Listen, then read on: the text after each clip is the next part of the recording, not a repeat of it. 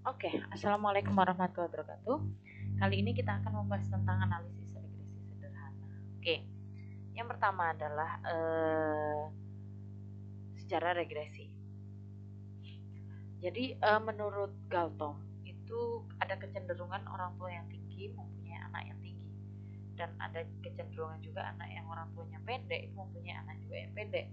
Tapi distribusi tinggi dari suatu populasi itu tidak berubah secara mencolok atau besar dari generasi ke generasi.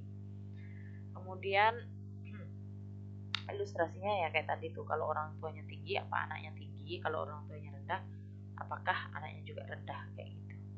Oke, pengertian regresi.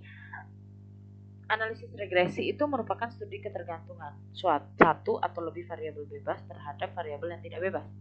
Jadi ada variabel yang tergantung, ada yang variabel yang bebas gitu. Yang maksudnya adalah analisis regresi ini bisa kita gunakan untuk meramal nilai variabel yang tidak bebas. Gitu. Kemudian contoh penerapan analisis regresi. Kalau yang tadi itu kan apakah ada hubungannya sih antara tinggi orang tua terhadap tinggi anaknya? Seperti contoh yang Gultom yang tadi itu. Kemudian contoh yang kedua itu apakah ada hubungannya antara pendapatan terhadap konsumsi rumah tangga dan seterusnya ya. Kemudian ketergantungan statistik dan fungsional. Kalau kita ngomongin ketergantungan itu ada hubungan kausal dan ada hubungan fungsional. Jadi kalau hubungan kausal itu contohnya kayak gini. Konsumsi dengan pendapatan, masa kerja dengan produktivitas, iklan dengan penjualan. Kalau yang fungsional itu kayak likuiditas dengan aktiva lancar, produktivitas dengan hasil produksi. Beda ya hubungannya kalau kausal sama fungsional. Jadi bedanya kayak gini. Kalau produktivitas sendiri itu kan mempengaruhi hasil produksi. Jadi ada fungsinya gitu loh. Kalau produktivitasnya tinggi maka hasil produksinya juga tinggi. Berbeda dengan konsumsi dengan pendapatan. Apakah orang yang pendapatannya tinggi terus makannya lebih banyak daripada orang yang pendapatannya rendah? Kan tidak seperti itu. Oke, lanjut ya. Ada perbedaan mendasar antara korelasi dan regresi. Kalau kita tahu korelasi itu hanya menunjukkan sekedar hubungan. Kalau korelasi variabel itu juga tidak ada yang istilahnya variabelnya bebas dan tergantung. Gitu. Berbeda dengan regresi. Kalau regresi itu menunjukkan suatu hubungan pengaruh. Nah, kalau regresi juga ada istilah variabel bebas dan variabel tidak bebas atau terikat atau tergantung kayak gitu. Oke, istilah dan notasi variabel dalam regresi. Kalau variabel Y itu biasanya dikatakan variabel tergantung atau variabel terikat. Kalau variabel X itu dikatakan variabel bebas. Nah, kalau variabel Y itu dikatakan variabel yang dijelaskan, maka variabel X itu adalah variabel yang menjelaskan. Dan seperti itu ya, dan seterusnya. Oke, kemudian persamaan regresi. Nah, persamaan regresi ini itu melahirkan sebuah persamaan ya, namanya juga persamaan ya. Nah, biasanya bentuknya itu Y sama dengan A plus BX plus E. E-nya ini adalah nilai residu atau errornya kayak gitu. Untuk mencari A-nya itu ada rumusnya. Sigma Y min B kali sigma X per N. Dengan N-nya itu adalah banyaknya data. Kalau Y-nya adalah variabel terikatnya. Kalau X-nya adalah variabel bebasnya. Kayak gitu.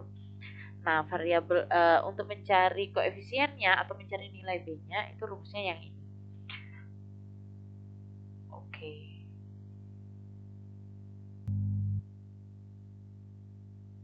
Oke, selanjutnya adalah contoh kasusnya. Seorang manajer pemasaran akan meneliti apakah terdapat pengaruh iklan terhadap penjualan pada perusahaan-perusahaan di Kabupaten Watergold. Untuk kepentingan penelitian tersebut diambil 8 perusahaan sejenis yang telah melakukan promosi. Jadi dia akan meneliti pengaruh iklan terhadap penjualannya kayak gitu.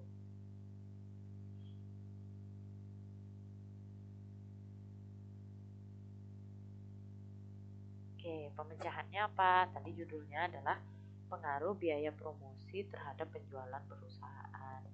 Kemudian rumusan masalahnya adalah apakah terdapat pengaruh positif biaya promosi terhadap penjualan perusahaan. Kemudian Kalau ada rumusan masalah, berarti ada hipotesisnya. Hipotesisnya adalah pengaruh positif biaya promosi terhadap penjualan perusahaan. Ingat ya, hipotesis itu ada dua, HA dan H0. Jadi kalau HA berarti terdapat pengaruh, kalau H0 berarti tidak terdapat pengaruh.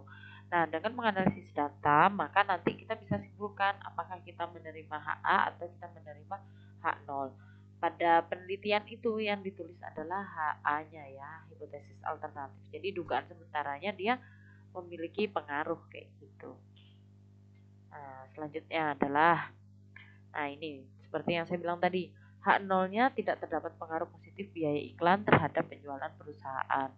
HA-nya berarti terdapat pengaruh positif. Oke. Nanti kita bisa menyimpulkan kita akan terima H0 atau HA dengan ketentuan jika nilai B-nya itu kurang dari sama dengan 0 dan T hitung kurang dari T tabel. Kalau HA diterima berarti kebalikannya. B itu lebih besar dari 0, T hitung itu lebih besar dari T tabel. Oke, sampelnya datanya itu ini. Tadi 8 perusahaan ya. Kalau penjualannya 64, maka kalau promosinya 20, maka penjualannya didapat itu 64 dan seterusnya kayak gitu. Jadi X ini adalah variabel bebasnya, Y-nya adalah variabel terikat. Oke, lanjut ya. Nah, analisis datanya apa aja nih? Yang pertama kita harus menentukan persamaan regresinya. Kemudian yang kedua adalah nilai prediksinya. Yang ketiga koefisien determinasi, kesalahan baku estimasi, kesalahan baku koefisien regresi, nilai F hitung, nilai T hitung, kemudian kesimpulan. Oke, tadi kan sudah kita punya data yang ini tadi ya, X, Y-nya tadi. Kita butuh bantuan tabel bantuan lagi nih. Oke, kalau X-nya 20, Y-nya 64. Nah, tadi kan berdasarkan rumus yang AB tadi tuh. Mana tadi ya? Nah, kita kan butuh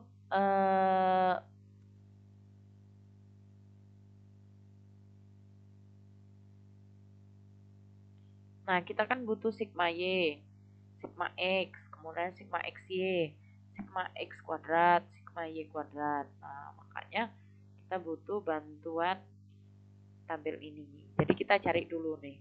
Kalau XY berarti ini kali ini. Kemudian yang bawah ini jumlahnya ya. Kemudian X kuadrat berarti ini dikuadratkan kayak gitu. Oke, pakai Excel cepet ya.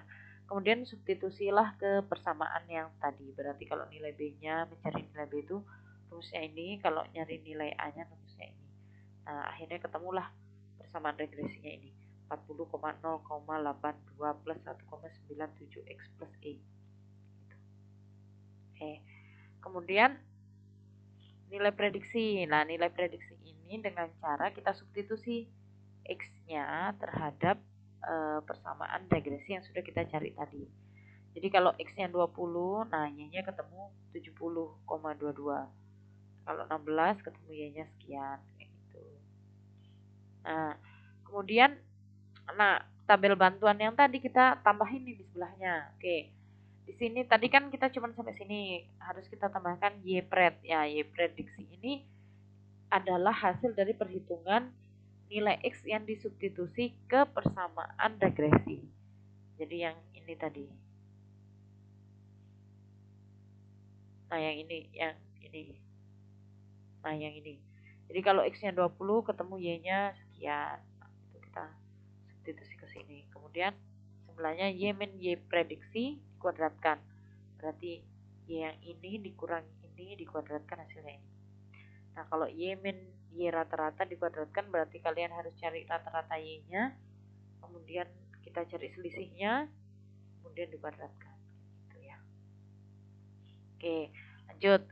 Koefisien determinasi. Nah, koefisien determinasi ini bahasanya itu R square biasanya ya.